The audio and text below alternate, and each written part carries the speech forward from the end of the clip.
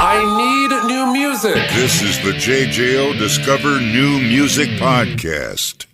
Well, welcome once again to another episode of Discover New Music. Very excited for our guest. We've had him here before, and it's always a joy to have him on from Skillet, Mr. John Cooper. John, how are you, my friend? Hey, good. Thanks for having me on again. I appreciate it. Always great to talk new music from Skillet, which I don't know if you guys know this or not. You've put out quite a bit of music. You stay busy. I don't know where you find the time between the studio work, relentless touring, family life, all that stuff. But happy to say that Revolution dropped November 1st, 2024. It's been out there marinating in the world. People are loving it, eating it up. I know you guys have been enjoying getting that new music out there. I do want to kick things off, though, with this, John, and I don't want to make you feel old. I don't want to give you a complex about anything. You're still at the top of your game. But when I was doing my research on Wikipedia, again, you take it for what it is, but this is what it said, and I quote: "Skillet is the debut studio album by American Christian rock band Skillet." Straightforward there. Released October 29th, 1996.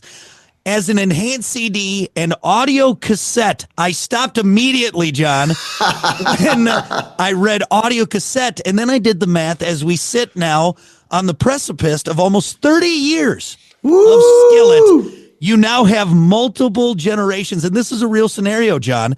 You could have a grandfather taking his grandson to a Skillet show because they're both fans. How does that set in, John? Well, just so you know, that is not a hypothetical.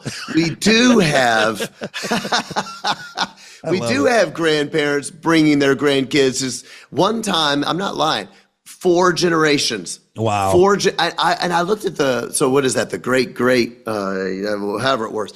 And I was like, are you sure you like Skillet? And she's like, oh, I'm an old rockin' woman. You know, she's like, I loved it when Elvis came out, and I was just thinking, this is not. I always tell people, you go to a Skillet show, it's like going to see Aerosmith, but with 5% of the fans. But nobody knows this, but we're just like Aerosmith. Dream on. Anyway, I love it, man. 30 years, so 26. So next year will be 30-year anniversary. Had you told me when we were making that first record, I wouldn't have believed it. I never thought. I honestly never thought hardly anybody would ever hear a Skillet. I just thought, dude, this is going to be really fun. We're on a really small indie label. Release a couple records. I get to tour, try it. It'll be fun. 5 years, maybe 7 years, and then get a real job. And which I'm not good at anything else. I don't know what I'd be doing. But the fans have been so generous with us, so loyal, and so thank you to the fans. And it really is. And of course, if you go out and see a Skillet show, whether they've seen you 100 times or the first time, it's always a spectacle. One I still remember that stands out. It was insane. And I know nothing has changed, but it was at Summerfest years ago in Milwaukee. And you guys had cellos on risers and flames, and it was insane. And I think that just speaks volumes for the dedication that you guys have put in, even all those years ago, starting in 1996 and now 30 years later. And I just love it. And now new music with Revolution, and that Skillet journey continues. Album number 12. I want to talk about this being the first Skillet album to be released independently. Now, as a band, what's the significance in that for you guys in having this first independently released work? Man, honestly, it's going to sound cheesy, but that's what we do, right? I'm just honest. It feels like a rebirth, you know? It feels like, oh man, I'm starting over. Like I have that sort of youth, like when you first start your band and you feel like, whatever it takes, I'm going to do this. And you're driving the van, you're changing a tire in the middle of a ditch at 3 a.m. because you're trying to make it to your next show so you can get paid $50 and pizza. Okay. And pizza, of course, which is fine with me. You know, any brand will do, you know, I feel that again. It's pretty cool. I mean, you know how it is these days with people taking little snippets and making it sound like something I'm not saying. So I want to be dead clear so nobody does that. I loved my time at Atlantic Records. I was on Atlantic for 20 years. It's a long time, 20 years. Brilliant people. without it, I mean, Atlantic changed my life. We would not be here without Atlantic. Changed my life. I loved it. But also it was just time to do something new. It's not critical, just time to do something new. And the good part about it for me is that it removes a lot of red tape. Right. That was my one sort of thing I just wanted to not do anymore, because it's such a big machine. You have to have a lot of people signing off on the record. Now, if I'm talking to you today and you say something that really sparks my juices, and I go, oh crap, I want to write a song about that, and I write a song today. Yep. If I want to release it next week, I can. Right. Nobody can stop me because I own it, and I can do whatever I want to do. And I need it. I need that freedom. I think I've earned it. I've earned the freedom to do it.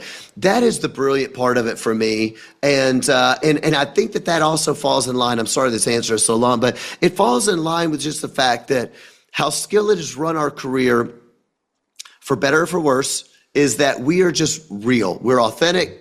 We don't try to put on airs for anybody. We never try to be something we're not. Right. And we just go, oh, this is us. And I think there's a certain naivety to that, but there's a certain charm to it that even people that maybe don't believe the things that I believe, most people know that I'm a Christian. I talk about my faith a lot. Mm-hmm. Even if they're not Christians, I think they realize that I'm not being judgmental to them if they're not. This is just me. Me and you can be friends no matter what you believe. And I meet people that say, they're like, man, I like that you talk about your faith. They're like, I'm not a Christian, but I like that. I think it's kind of cool. I think it's very American. Maybe that's part of it. It's a very American spirit, isn't it? Like, hey, nobody owns me, Right. There's an American revolutionary thing about that I think other people, especially other dudes, I think dudes get it. I know that I do. I certainly get that with the music that I listen to. All sorts of people that I don't agree with, but I'm like, I just like that they have the balls to say it.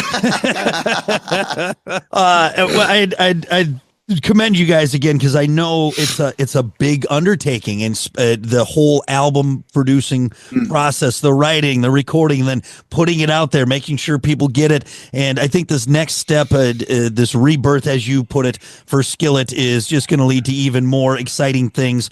Also, though, too, on the flip side of the coin, having that freedom, also, I'm sure maybe a few nerves in there going, oh boy, it's on us now if this doesn't go well, whatever it may be. Did you have a few nerves maybe that first time in the studio with this first official independent album?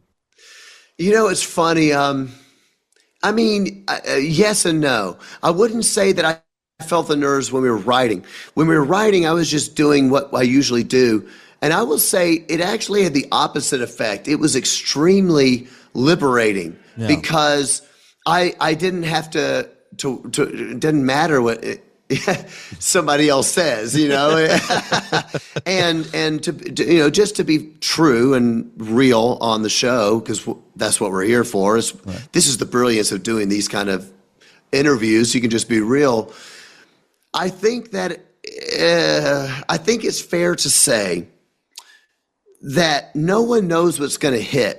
Mm-hmm. And so labels sometimes, it's their job to act like they know what's going to hit, but they don't know. Nobody knows. And so in my experience, here's a real life story. 2009, I was begging my label to let us record a record. Mm-hmm. It had been 3 years since our record before it. It was a hit record. It was a gold record called Comatose.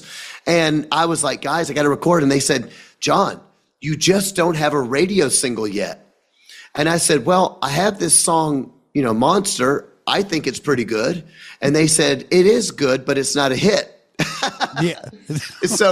And I said, well, I've also got a song, as you know, called Hero, and I think Hero is good. And they said, we actually do think that Hero is good, but we think it's too Christian to be a hit at rock radio. And I said, well, I've got a song called Awake and Alive.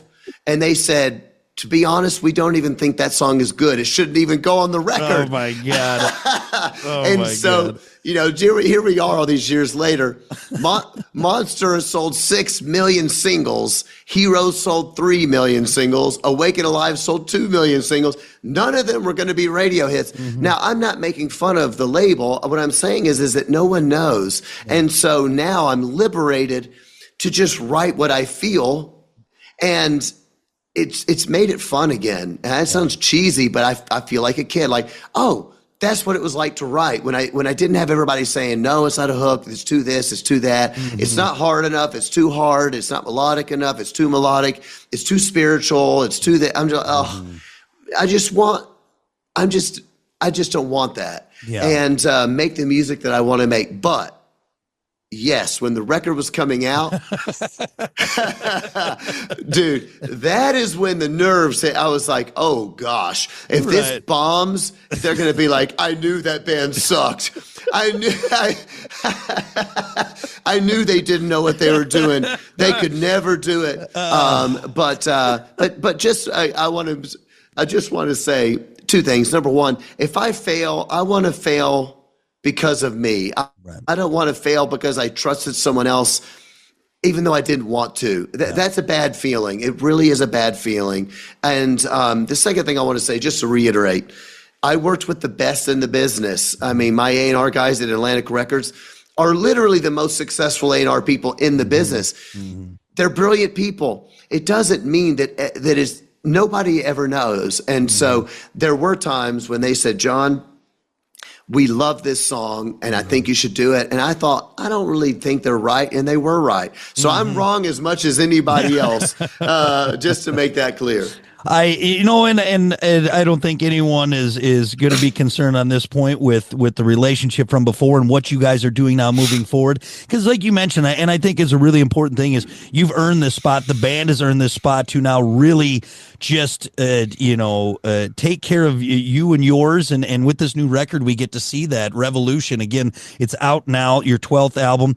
You guys have all the blood, sweat, and tears in that on all aspects, and it really shows.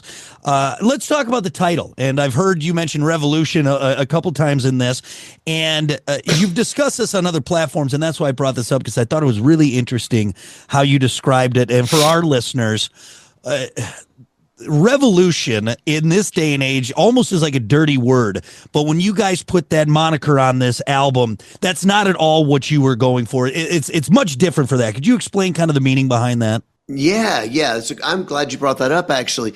That is why on the album cover, I put a tiny little Bible verse on the side of the end of the flag. And the reason I put that there, it just says 1 Corinthians 13:13, is because that scripture says, these things remain.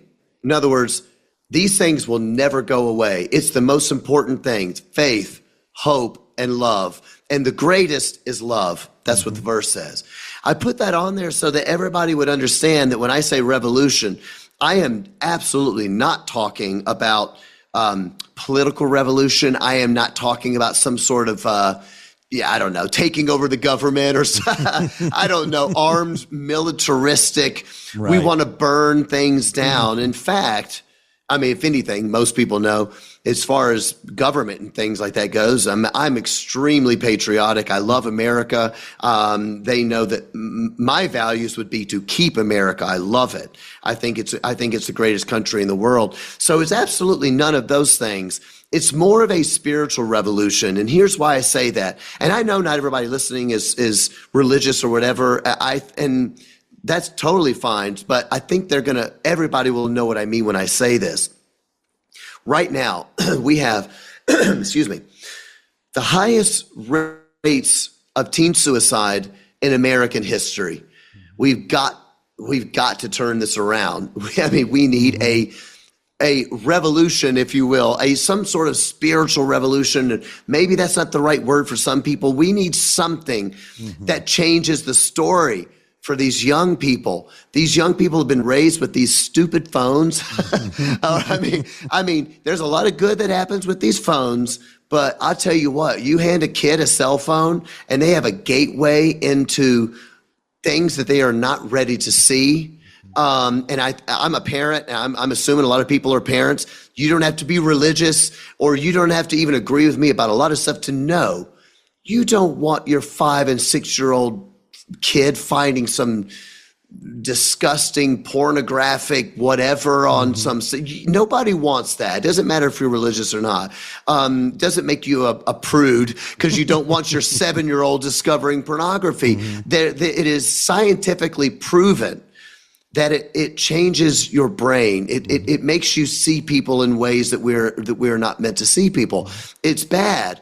Not only that, you begin cyberbullying. You've got these 12-year-old kids being literally told to kill themselves. It's so heartbreaking. I'm sorry if I'm harping on it or going too deep, but I have one of my best friend's kid is autistic, and he gets made fun of at school and stuff like that. And there was a group chat where they began to bully him and began to say the world would be better without you. How do you even live? And things like that. And I hate it. It's so devastating. We have to turn this story around. And then the hatred, the anger, whether it's over politics or whether it's over religion or whether it's over whatever. I just want to see that turned around. And I think that most Americans agree, no matter what political side of the aisle, I think most Americans now are going, okay, it would be good to be able to talk to, it'd be good to talk to someone else that doesn't agree with me without us hating each other. Right. We're next door neighbors for crying. Come over, have a barbecue, have a drink. Let's calm down, everybody. That's what the revolution is about. Yeah. It's saying, can we begin to love one another again? It's okay for you to disagree. It's okay for you to say what you believe. I don't mind that. Last thing I'll say about it, I'm just a very big believer in things like freedom of speech. Most of my crew is not Christian, do not vote the way that I vote. We disagree on tons and tons of things, but people might be interested to know that, they've been working for me for like 15 years. It's been a long time. And in the rock industry, you go and you've been working for the same band for 15 years? That's a long time. Yep. Because we love each other. We don't agree, and who cares? Shut up. Right. So that's what revolution is about. I love it. A revolution in love from Skillet, I think, is a great way to put on that. And I love that you are so open with it, and I think more people could benefit from doing that and having that open conversation and hearing everyone out without the judging, without the hate, without the disgust. And I thought that was great, and I appreciate you sharing the story behind that and the meaning behind that, because I think it's very important for everyone to know what Skillet was going for, what you guys are going for with Revolution. So much deeper than just a cool looking album with you on there. I will tell you though, my favorite is what was the album where you had the blonde hair? What was that one? Do you remember? Don't mention that. Don't mention that one. What are you doing to me? It's been 30 years. No, I'm joking with you. It's called Invincible. I know exactly what you're talking about. No beard, the blondest hair, and it was beautiful. It was beautiful, but still very cool with this one. Thank you. Let's talk. Let's break down favorite track, and if that's a goofy way to put it or too complicated, maybe a track that really speaks to you on this record. You know how it is when you talk to bands, like they always like maybe the songs that don't come out are the radio singles, right? It's always like that. They're always like, oh, track 10 is 15. The hidden track, it's my favorite one. Oh my gosh, I was about to say that, dude. I was about to say, do you remember when they had the hidden tracks? Of course. My gosh, man. Oh, we're dating ourselves, bro. I tell you what. We're dating ourselves. There's a song on the record that I really like. It's called Not Afraid. I think one of the reasons I like it, it's kind of rewinding back to what you were asking me earlier about being independent. There's a producer and a songwriter that I worked with called Brian Howes. Brian Howes produced my Comatose record in 2006. And then he produced a record called Unleashed in 2016. So we had a decade in between there. And Brian is most noted probably for writing and recording the Hinder records, the first Hinder record with those Lips of an Angel. Remember that? Yep. Say so sweet, coming from the Lips of an Angel. Oh, that's a good song. That man. is a good one. Oh my gosh, that record was such a smash. Anyway, Massive, yeah. Yeah, he did that record. We became really good friends. And so I just had some songs and I said, man, I want this to sound like the record you made for us in '06. Like I want you to be in charge of recording it in the way we recorded that record. Wow. Because it had a different sound. It was more organic. I mean, technology's come a long way since then, which is great, but maybe we kind of we go a little bit lower fi and we make it sound like that, and we have the strings and we have the drums, and so we recorded the song called Not Afraid. This sounds like it's on that Comatose album because that was a very nostalgic thing for me. And part of being independent was that I didn't have to cut the red tape. I didn't have to go through all the red tape of getting the label. And no, maybe he's not the best producer. Well, John, you realize that that's an older sound. I don't really know if you want to go backwards. Is it good to go backwards, or is it better to do something new? Right. Let's get more people involved. I don't know if I like the song. Oh, just saying it's making my heart race, brother.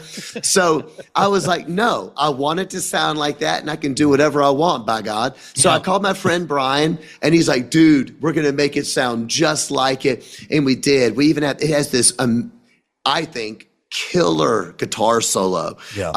And I said, I want it to be harmony, like Avenged Sevenfold. I want it to sound like Bat Country, okay? Like we got to go back to that, make the tone. I don't know what they did for that tone, but make the tone sound like Avenged, and because I'm a fan, and let's bring these things together, and honestly, we just nailed it. It sounds so much like it, and so it's nostalgic for me, and I hope the fans feel that nostalgia. Yeah, I love it. Did you tell them you wanted to sound how you did when you had blonde hair? Is that what you went with? Yeah. I said, pretend to have no beard and then blonde hair. But then I just get disrespected.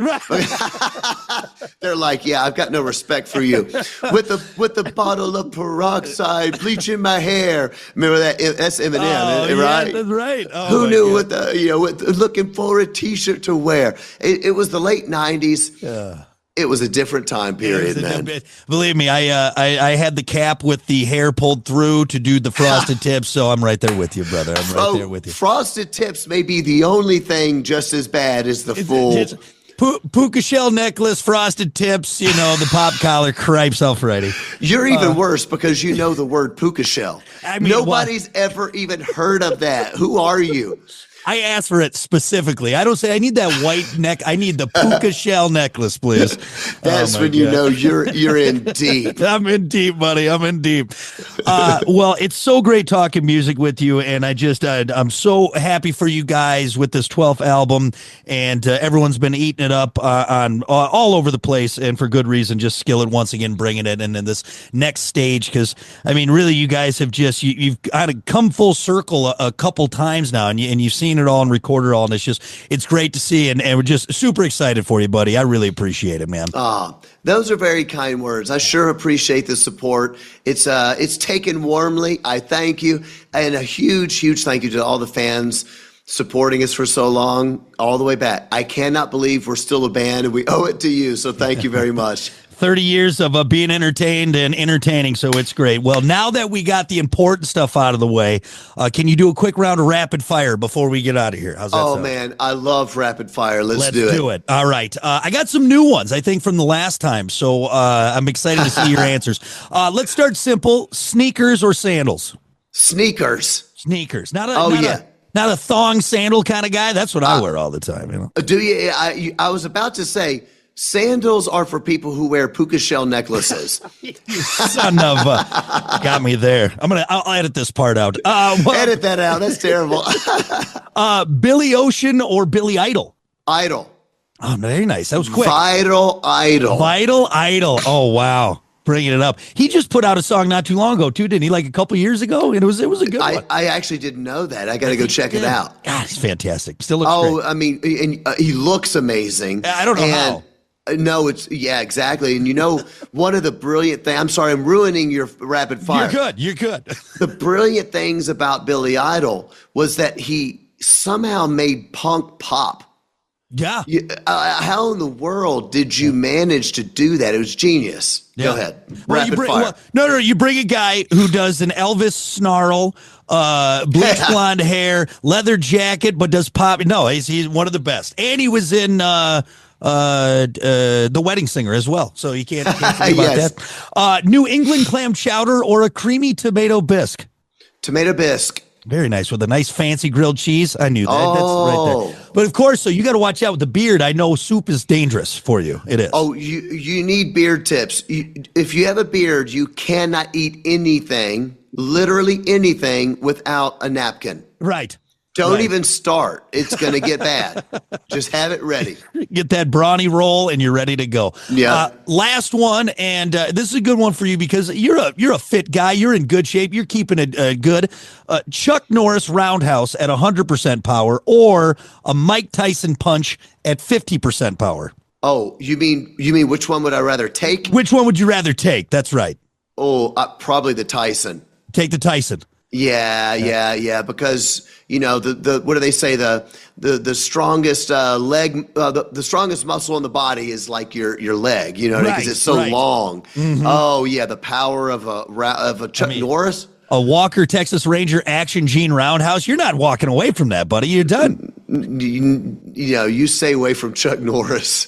You stay away from Chuck. Even at this age, I think I would. Oh yeah. I love it. Did you watch the Expendables films? I did. Unfortunately. I love the Expendables. And when Chuck Norris shows up for 1 second and he's like, I heard you were dead. Dad died in the desert. He's like, yeah, I got bit by that. I got bit by that cobra. And after 5 days of excruciating pain, the cobra died. It's Chuck Norris, baby. It's Chuck Norris. I'm paying. I pay for that. I'll pay to watch that. They earned my money right there. Every time. Oh, my God. Well, hey, thank you for humoring me again, John. But more importantly, thank you for talking new music. Revolution. It's out now. Skillet. Go get it. It is always a pleasure. You are just a hell of a guy, and I love having you on, man. I really appreciate it, brother. Oh, thank you. Likewise. Have a great one. I hope to see y'all soon. Listen, rate, share, subscribe. Discover new music now at WJJO.com, in the JJO app, or wherever you get your podcasts. Brock has a new interview every Thursday evening between 6 and 7. 94.1 JJO.